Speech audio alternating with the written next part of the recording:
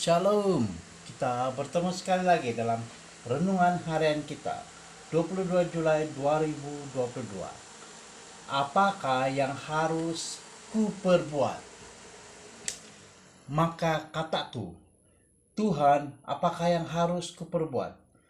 Kata Tuhan kepadaku, bangkitlah dan pergilah ke Damsyik.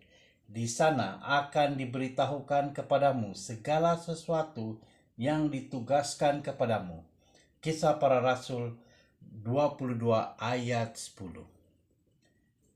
Dalam Kisah Para Rasul, Paulus menceritakan tentang kisah pertobatannya ketika dalam perjalanan ke Damsyik sebanyak 3 kali.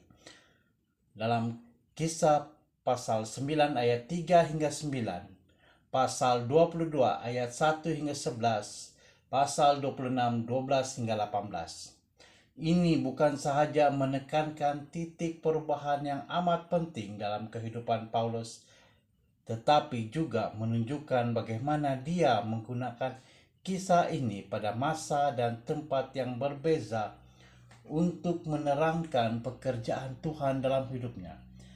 Dalam ketiga-tiga cerita, Saulus berkobar-kobar ingin menghentikan jemaah yang baru lahir itu. Dalam cerita pertama, Saulus memberitahu kita yang dia bukan sahaja mahu menangkap semua lelaki dalam gerakan di Damsyik, tetapi juga semua perempuan, supaya ia menangkap mereka dan membawa mereka ke Yerusalem. Kisah 9 ayat 2. Ketika mereka hampir memasuki Damsyik, dia bertemu dengan Yesus dalam satu penglihatan dan dia jatuh ke tanah daripada kudanya yang tinggi. Orang Farisi yang malang ini pasti sangat terkejut apabila mengetahui dia bukannya melakukan pekerjaan Tuhan. Sebaliknya, dia sebenarnya sedang melakukan pekerjaan iblis.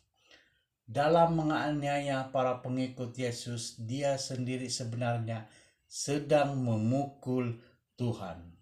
Serta-merta Saulus yang sangat angkuh dan ingkar telah berubah menjadi seorang murid yang rendah hati dan dengan bibir yang terketar-ketar bertanya kepada Tuhan soalan yang sangat penting yang kita semua pernah tanya pada suatu masa tertentu. Tuhan, apakah yang harus kuperbuat? Walaupun Yesus tahu apa yang Saulus harus lakukan, namun Tuhan mengarahkannya untuk pergi ke kota. Di sana seorang pemimpin jemaah yang boleh dipercayai akan datang dan memberitahu kepadanya jawaban kepada persoalannya. Seringkali pada masa-masa kebingungan yang besar, Tuhan bukan sahaja akan memilih untuk berbicara kepada kita secara pribadi, tetapi juga akan membawa kita berhubungan dengan orang lain yang dia akan gunakan untuk membimbing kita.